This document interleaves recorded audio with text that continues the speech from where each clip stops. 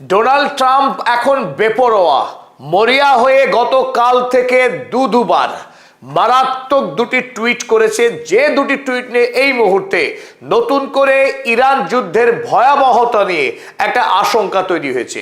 10 দিন আগেই Donald Trump ইরানকে আলটিমেটাম দিয়েছিল, হয় ডোনাল্ড ট্রাম্পের দেওয়া 15 দফা দাবি মেনে নিয়ে ইরানকে চুক্তি করতে হবে, নতুবা আমেরিকা ইরানের পাওয়ার ইনফ্রাস্ট্রাকচার, সিভিল ইনফ্রাস্ট্রাকচার যা রয়েছে গুড়িয়ে দেবে। আর সেই 10 দিনের মেয়াদ শেষ হয়ে আসার মুহূর্তে নতুন করে ডোনাল্ড ট্রাম্প গতকাল আবারও হাড় হিম করা হুমকি দিয়েছে ইরানকে। ডোনাল্ড ট্রাম্প এই মুহূর্তে মানসিক ভারসাম্যহীন উন্মাদ এই আমেরিকার রাষ্ট্রপতি গতকাল নতুন করে ট্রুথ সোশ্যাল পোস্টে লিখেছে, remember when I gave Iran 10 days to make a deal. ইরানকে আমি 10 দিন দিয়েছিলাম চুক্তি স্বাক্ষর করবার জন্য, or open up the Hormuz straight.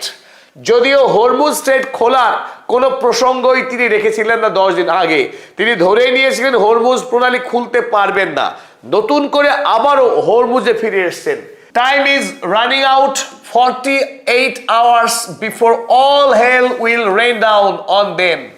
তিনি বলছেন 48 ঘন্টার মধ্যেই ইরানের নরক নেমে আসবে।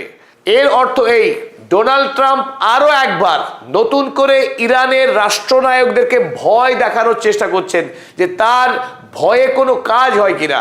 এই সাইকোলজিক্যাল ওয়ারে ইরান আমেরিকার কাছে নতি স্বীকার করে নেয় কিনা সেটাই দেখতে চাইছেন ডোনাল্ড ট্রাম্প। কিন্তু এই খেলায় ইরান অনেক বেশি পক্ক, অনেক বেশি দক্ষ। সেই 1979 সাল থেকে আমেরিকার 6 রাষ্ট্রপতি এলেন গেলেন, এই ধরনের চাপের সঙ্গে খেলা করা ইরানের নিত্য অভ্যেস। তাই ডোনাল্ড ট্রাম্প একজন ভারসাম্যহীন মানসিক রোগীর হুমকিতে ইরানে খুব একটা এসে যায় না। আর যখন ইরান পাত্তা দিল না, আবারও একটি নতুন করে হুমকি দিলেন আজ।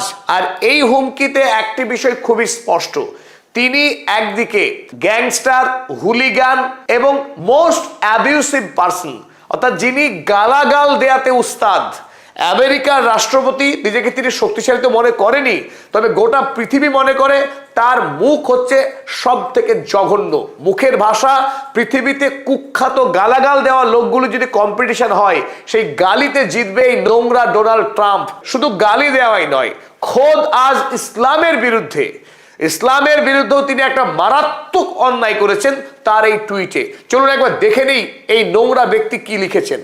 Tuesday will be power plant day and bridge day.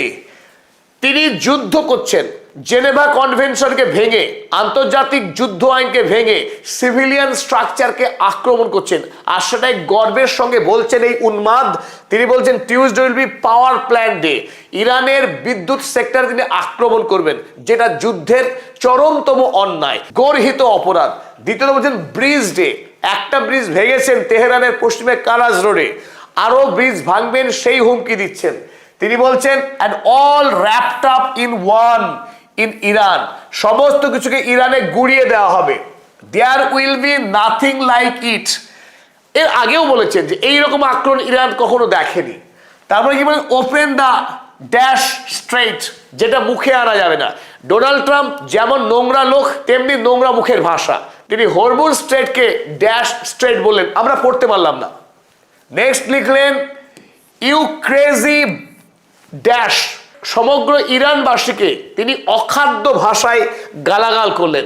তিনি আমেরিকার রাষ্ট্রপতি। এতে আমেরিকা রাষ্ট্রের 250 বছর যে ঐতিহ্য, আমেরিকাবাসী মনে করতো তারা পৃথিবীর শ্রেষ্ঠ জাতি, তারা পৃথিবীর ইতিহাসে সবচেয়ে শক্তিশালী, শিক্ষিত, সভ্য, তাদের গণতন্ত্রের মডেল শ্রেষ্ঠ মডেল। সারা পৃথিবীকে সেই মডেলকে অনুসরণ করা উচিত।